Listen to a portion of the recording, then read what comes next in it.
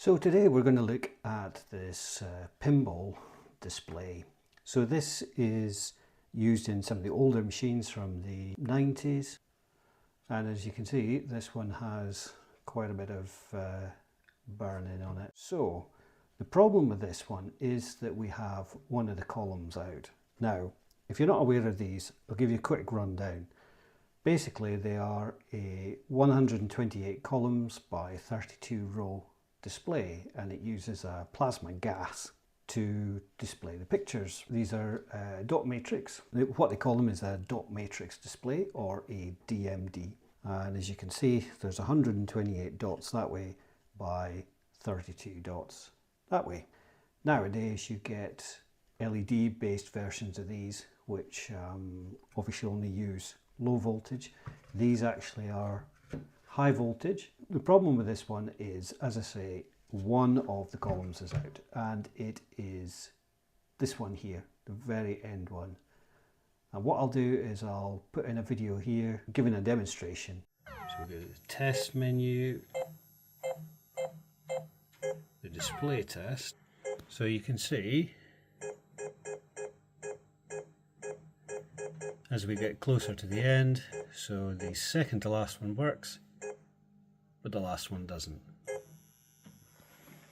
And there, a clearer indication there, the last row isn't lit.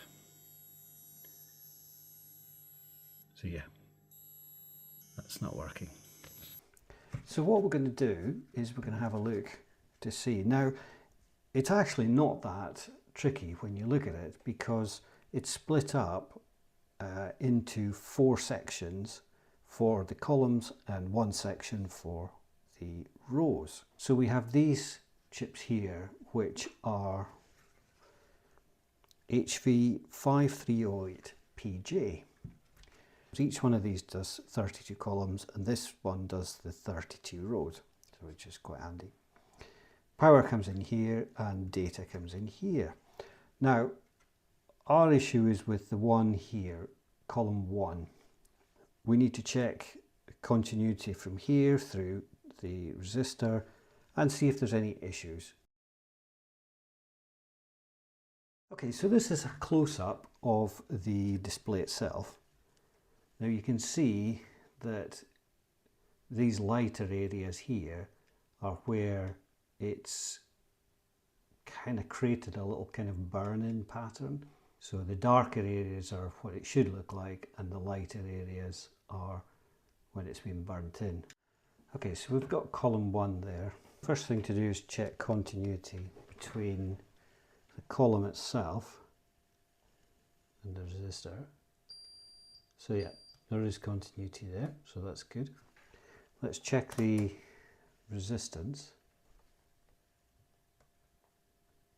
So this is a 273, so that is 27 kilo ohms, and we're getting 26.8, so that's good. Now we'll check the resistance between here. So this pin is where it goes to from R1. Go from the resistor, edge of the resistor to, yeah, so that's, we've got good continuity to the chip itself. So this pin, this bit here, designates pin 1, and you can see the little white dot there as well, 1, and it goes round here and it goes to 44 is there. This one is the high voltage out 32, which makes sense because it's going to column 1. Data in is actually on pin 27. So this pin here is the data in pin. From here it comes out of here, down here, along and into this pin here of this DS88L12N. Now it's serial data, so this is the only data input. The plan then is to remove this and put on a replacement. I've never actually removed one of these style of chips before. So rather than kind of practice on this board, I actually have a spare board. So this one is very similar. As you can see, it's not quite the same. It's made by a different company. These chips, annoyingly, are slightly different from these. So I can't take one of these off and put it on there. I need to get one from a different board and put it on. So what I'm going to do is, because this is a scrap board, I'm going to use this as a test. So I need to think carefully about how I remove these. Might just be with some low melt solder. Right, so I have some low melt solder now. I've never actually used this stuff either, so this will be interesting. Let's see how we go taking this off.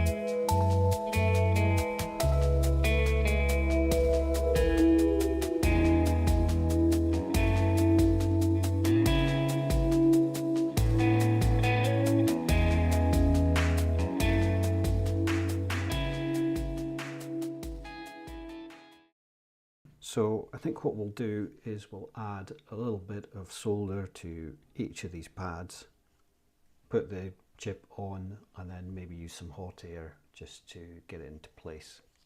So I'm going to use a much thinner solder, which is this stuff, which is 0.3 mil, which should be suitable for the job.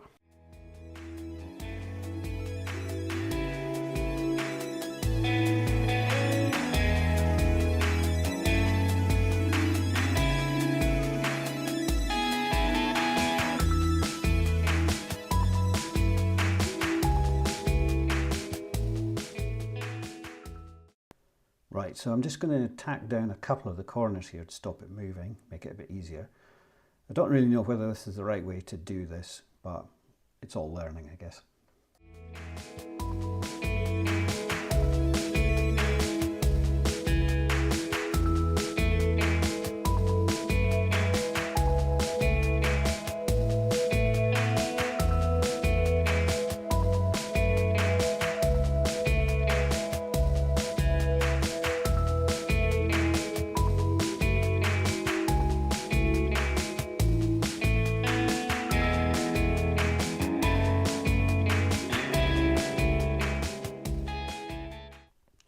Right, so I've made a bit of a mess of this really.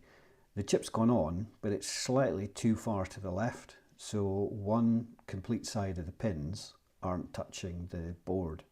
So I'm going to have to remove it and try again. Second time lucky, hopefully.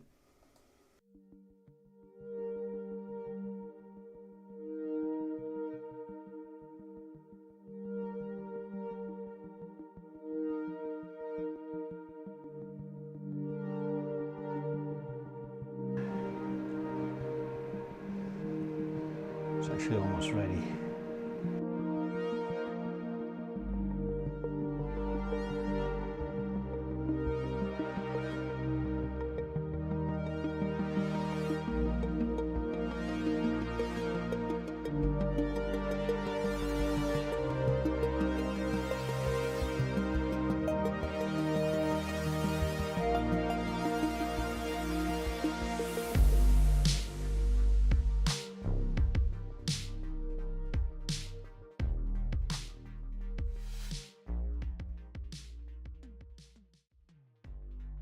Okay, let's clean it up.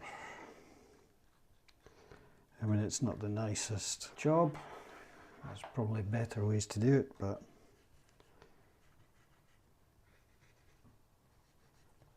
it all looks to be connected.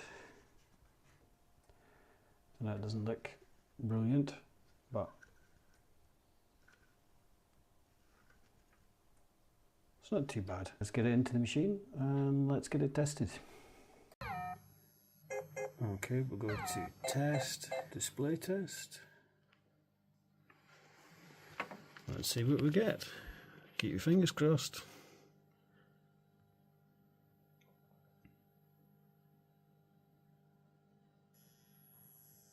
No. Okay, so as you saw, unfortunately, replacing this IC didn't fix the issue. What could it be now? Well, I suspect because all of the lines work except this one, it's going to be this bit here.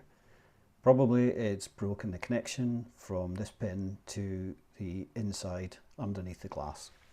The only way to fix that is to drill into the glass and remake the connection. I'm not going to do that because I don't have the proper tools, and likely I'll end up taking a 99% working unit and it'll end up being 0% working. You can see this pin comes here. This is the kind of sealant, I suppose you would call it. And then it goes from there into this one here. You can see how it connects. So what I think most people do is break into the glass here or here and just drill down in and put a wire from there round to the other side or into there. So sadly for us, we can't call this one fixed this time. This will end up being used as a test unit or something of that sort. It was good to get some experience removing this IC, which will be useful in the future. Okay, thanks for watching and see you in the next one.